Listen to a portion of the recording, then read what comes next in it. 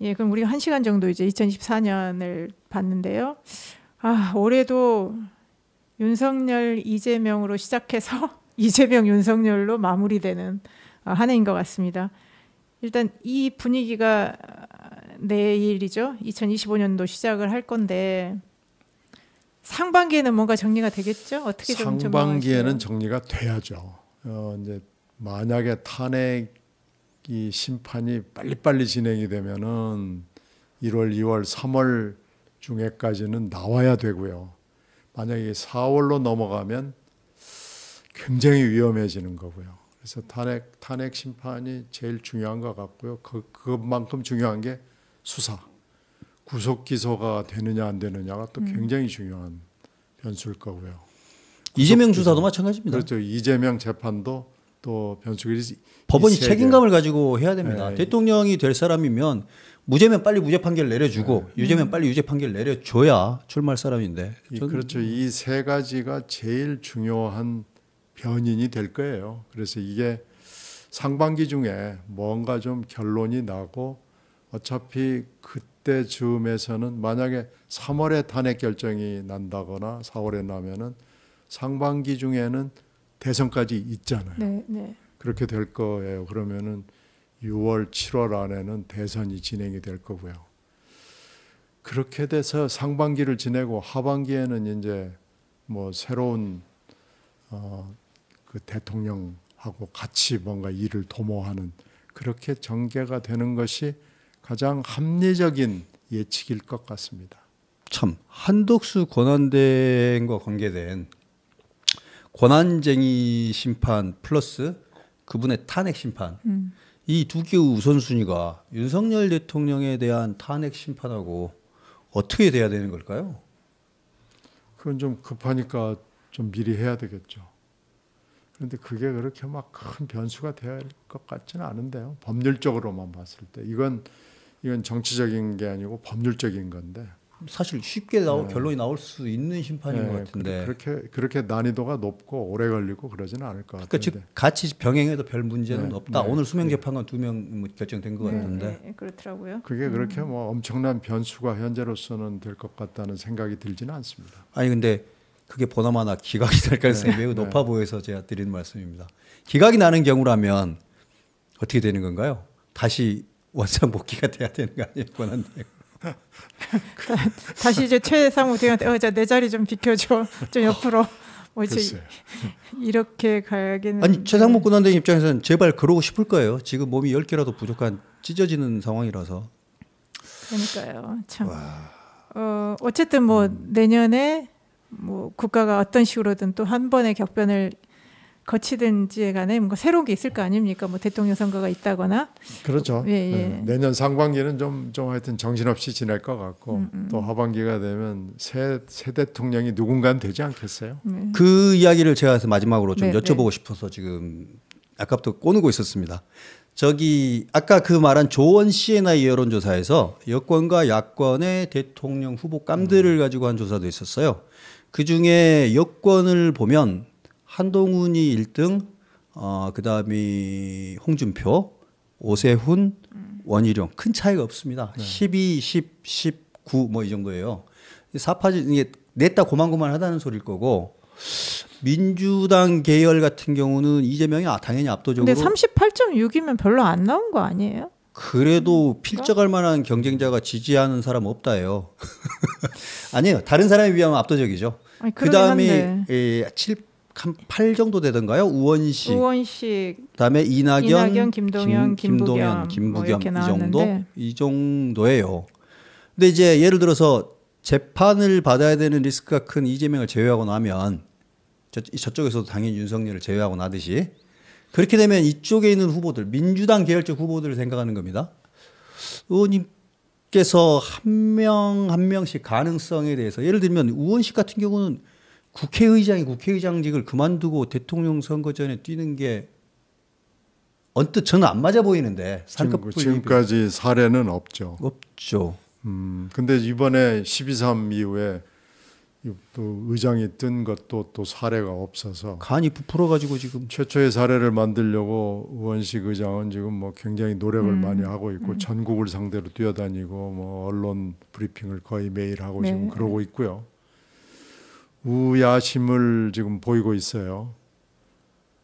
뭐 저도 개인적으로 잘 알고 뭐 한때 최고위원도 같이 하고 그래서 뭐 거의 매일 만나다시피 한 사람인데 지금 생각지도 않은 일이 벌어져 가지고 본인이 굉장히 아마 붕 떠 있을 겁니다.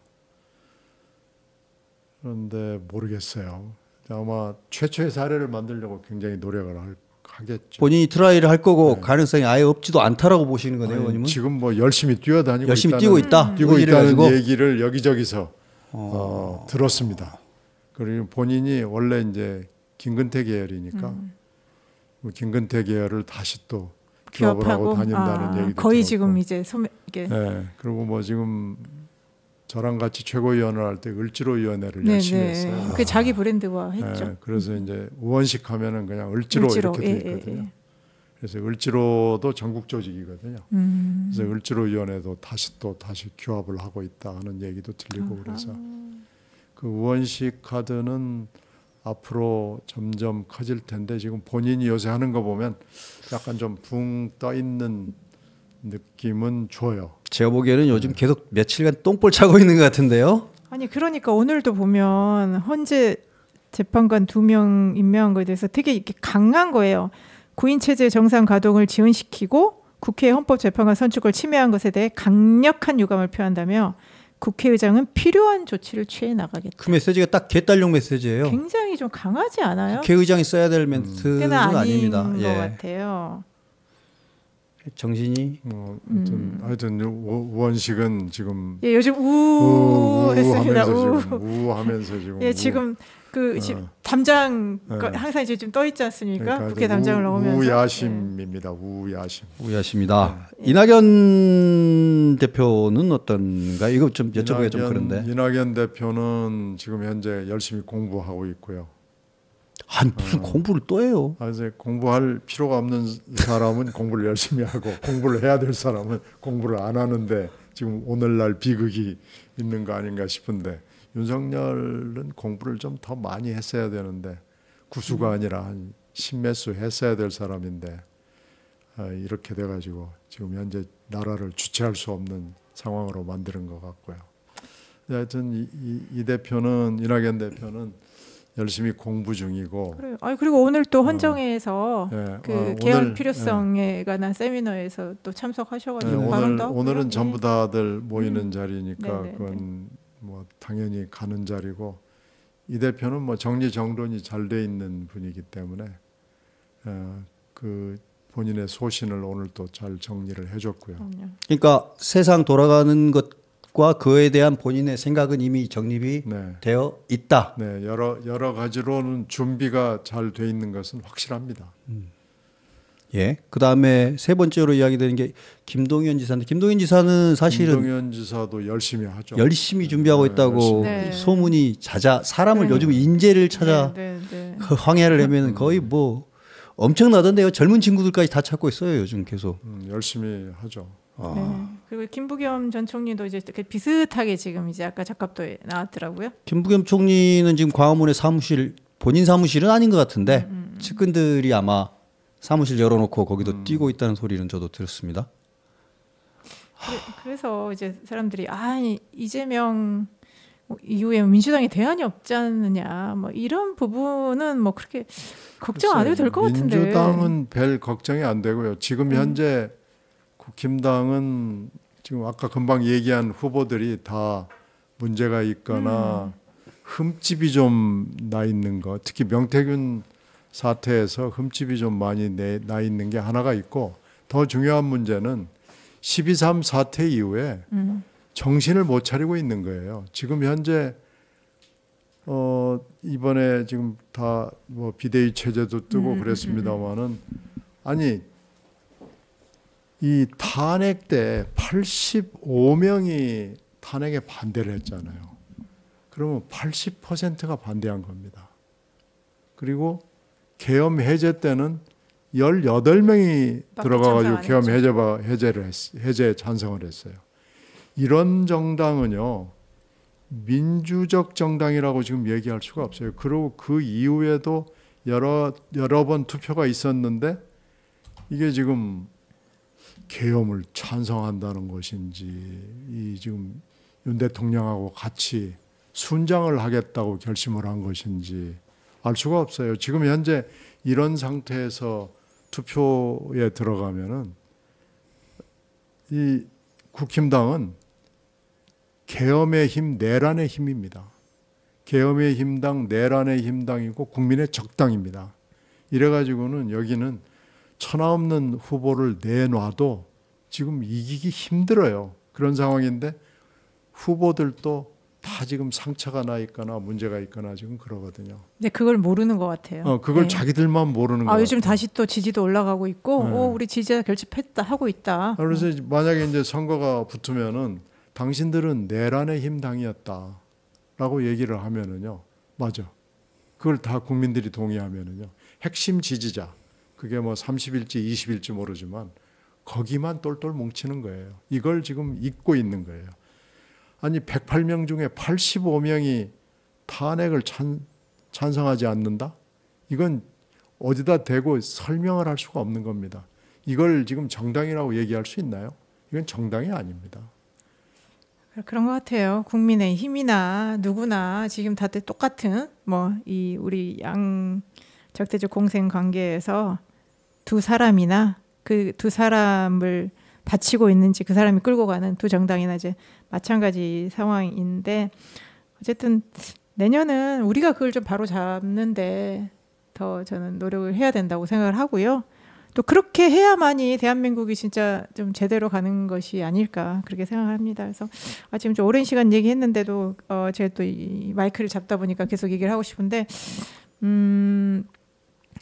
그러면 박 대표님이 이제 질문만 하셨는데, 그래서 내년 전망. 아니, 신경민 의원님이 하시는 말씀을 들으면서 국민의힘이 그러니까 내란의 힘이니 그렇게 말씀을 하시는데 그 틀린 인식은 아닙니다만, 그렇게 된 데는 이유가 있다고 생각합니다. 원래는 지지율이 10%, 15% 뚝뚝 떨어졌어야 맞고, 정신 차릴 때까지 국민으로부터 매우 두들겨 맞았어야 됨에도 불구하고 지금 이렇게 고개 빳빳이 쳐들고 살아있는 이유는 뭘까요? 제가 보기에는 민주당도 그 당 못지않게 못했기 때문이라고 생각합니다. 민주당은 이재명을 지키는 사람들의 모임, 그냥 그렇게 되어 있어 버리잖아요.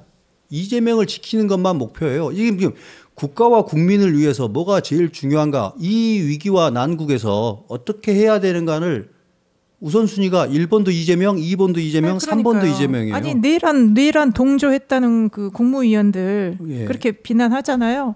지금 민주당 국회의원들은 그러면 그 방탄 범죄자 옹호하는 딱 동조하는 사람들 아닌가요? 아니 그러니까 그 국민의힘을 비판을 할 수도 있겠는데, 그분들이 고개 빳빳이 쳐들고 지지율을 유지하게 된 이유도 민주당이 정신을 아예 못 차리고 민주당이 가야 될 길, 국가와 국민과 이 위기, 이 엄청난 계엄 사태를 딛고 어떻게 다시 정상으로 갈 수 있는가, 그쪽으로 집중을 했어야 됐는데, 그냥 이재명 대통령 만들기 하나, 이재명 무죄 만들기, 거기에만 그냥 골몰을 하고 있는 이 모습을 국민들이 안 봅니까? 다 보죠. 내 놈들도 틀렸다라는 이 말 때문에 선뜻 민주당한테도 표가 결집이 안 되는 겁니다. 과거의 전례를 살펴보면요, 박근혜 대통령 그 이후에 문재인 후보죠. 그 당시에는 그때 표결집했던 그 여론의 상황하고 지금의 이재명 대표에게 표결집되는 여론의 상황이 많이 다를 겁니다. 지금 정당 지지도보다도 이재명의 지지도가 한 10% 이상 떨어지는 현상이 계속 나타나고 있거든요. 그렇죠. 이게 정상은 아니에요. 근데 지금은 10이지만 앞으로는 더 차이가 날 수도 있어요. 그리고 이거밖에 차이가 안 나는 이유는 뭐냐면, 민주당 지지도 그만큼 떨어져 갈 만큼 못 갔기 때문이라고 저는 생각해요. 이 정도면 민주당은 50이 아니라 60, 그렇죠. 70 가야 맞습니다. 근데 대안이라고 아직 확신을 못 갔기 때문에 그랬다고 생각하고요. 저는 이 부분을 반성을 하고 과연 털어낼 걸 털어낼 수 있을 것인가, 결론 내릴 수 있을 것인가를 2월, 3월 때 그 결론을 민주당이 못 내리게 되면, 저는 어쩌면 민주당이 대통령을 떼놓은 당상이라고 생각하는 그 생각이 틀렸다라고 국민들이 말하게 되는 시간이 올 수도 있다고 생각합니다. 정말 웃기게도 국민의힘 후보하고 민주당 후보, 특히 그 후보가 이재명이라면 초박빙 선거로 갔다가 심지어 지는 상황이 올 수도 저는 있다고 생각합니다. 이 부분을 정신 못 차리면요. 정신 못 차리면 저는 이 부분을 알아야 되는데 민주당은 뭐 이미 중독돼 있으니까 교주님께 중독이 돼 있는 상황에 이제 와서 배신은 2단이니까 지금 이 상황을 이걸 못 벗어나면 저는 민주당도 이번에 같이 사라져야 되는 정당이 될 수도 있다고 생각합니다. 그러니까요. 지금 뭐 민주당이든 국민의힘이든 윤석열 대통령이든 이재명 당대표 등 스스로는 뭔가를 바꾸거나 스스로는 내려놓을 수 없는 사람과 집단이라는 것이 명확히 드러났기 때문에 이 정도에서 그쳐줘야지 국가와 국민에게 피해를 덜 입힐 텐데 아마 그런 생각을 못하기 때문에 뭐 끝까지 가겠죠. 그 과정에서 아마 국민들이 많이 좀 더 상처받고 힘들어야 되는데 뭐 그 시간들이 얼마 안 남았을 거라고 생각하고요. 저는 2025년은 새해가 희망차게 올 걸로 믿습니다.